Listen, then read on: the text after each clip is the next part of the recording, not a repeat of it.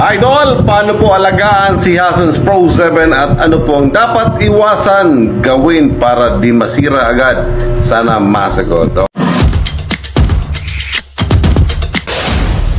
Okay, Lods, napagandang tanong ng ating sa loading, si Carl. Salamat. Shoutout sa iyo, Carl. So yan, ang hubs natin, Lods, ito ay yung Hasen's Pro 7 yan. Ito Hasen's Pro 7 na hubs yan, ha.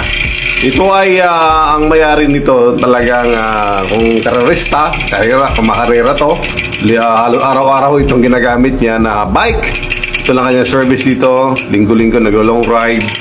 Karera lang nito. Pero load ng kanyang Hasen's Pro 7, mag-1 year na yan. So malapit na mag-birthday dito sa May. May ba dyan, no? Sa May, mag-birthday na si Hasen's niya. So tinlaw mga loads, yan pa rin ang kanyang tunog, ha? Yan pa rin ang kanyang tunog kung mag-1 year na siya. At syempre, sa kanyang makita mo naman yung kalog, wala siyang kalog. Yung prehab niya walang kalog, yung main hub walang kalog. Ang ingay niya is nandyan. So may ingay pa rin mga loads. Naka-con ba to? Meron siyang isang power spring na nilagay, isa lang na power spring kanya nilagay dito. So kailan mo to, Lord, huli nag-maintenance? Yung February na. Yung February na. Anong ginawa mo maintenance? Gasa. Gasa na. Okay. So yan ang kanyang Hasen's Pro 7 loads na ginamit dito na RD, yung jury. Yung jury ginamit natin dito. Loads, isa sa mga proof natin, kasi siyempre proof to, talagang ito, nakikita natin ito.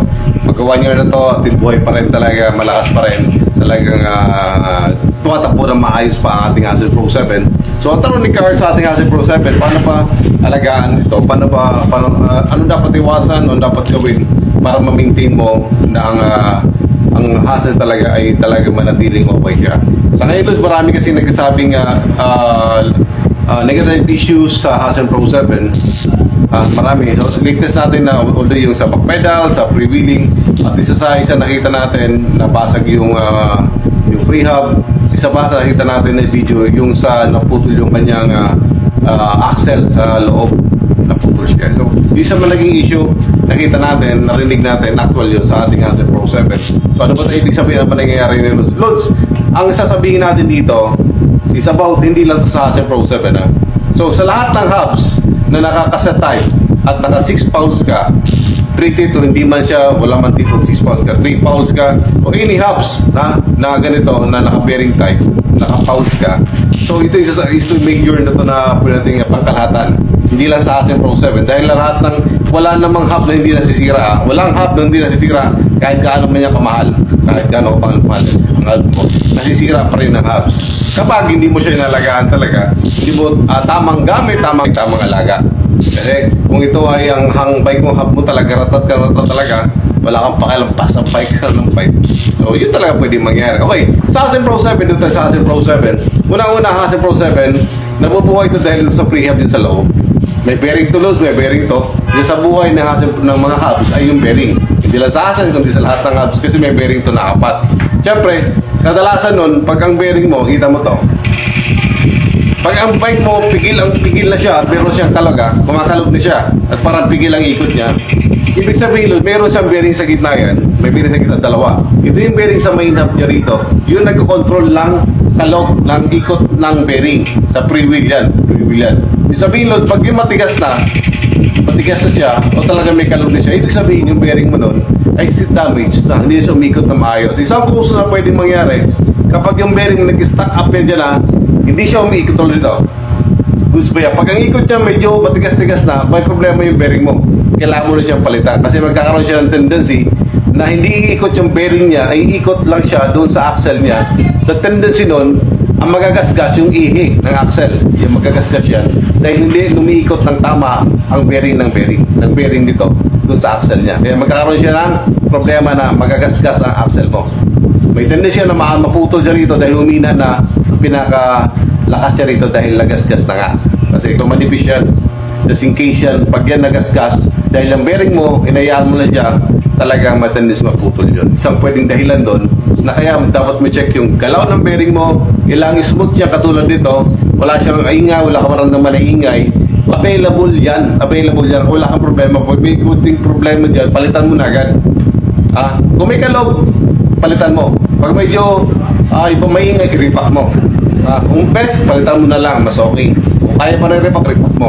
Pag repack na, tanggalin mo sa loob, yung grasa, linisan mo siya, linis at replace ulit para sa yung bearing. Basta maganda pang yung ikot niya. Sa tamang ikot, iramdam mo na rin kung maganda o siya hindi. At syempre, sa pagdating sa prehab, ito naman yung maawak ng sounds. Ang tunog niya, may bearing dito na dalawa. Yan. Huwag na balot ang special ito sa loob niyan. Ingat-ingatan, huwag mo itong iwawala. Dahil pag nawala ito, hindi mo na-cover ito, magkakaproblema, wala kang freewheeling. Hindi iikot yung prehab mo, yung free wheel mo. So, kailangan meron siya lagi.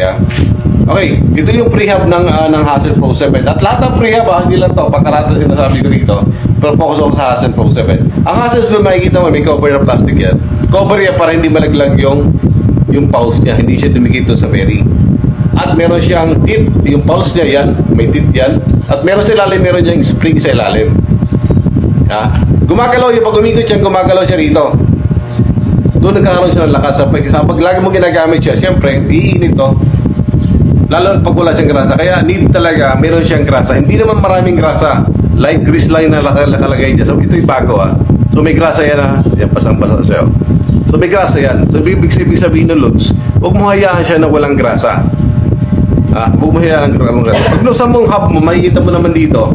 Kapag may okay pa naman siya, lagyan mo ng grasa. Huwag mo nang pakabulak-latin. Diba kasi kailangan mong okay pa naman siya, hindi mo kailangan i-repack pag okay pa naman siya.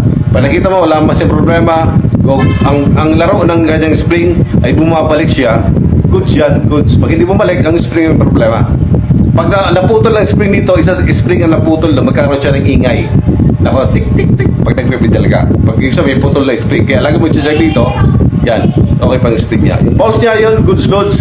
Ingat lagi, kailangan ka, meron kang grasa. Pag walang grasa yan, iinit ito. Pag uminit niya, maraming pwedeng mangyari. Naputol yung pulse, maputol yung spring mo. Kaya, hanggat mare, check your grease sa iyong pulse.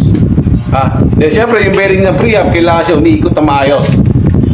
Umiikot dapat yung bearing mo na maayos. Walang sabit, walang kalog-kalog ang iyong bearing. Kaya ingatan. Available to. Ito ay 15267 at 6 na yun ito sa loob.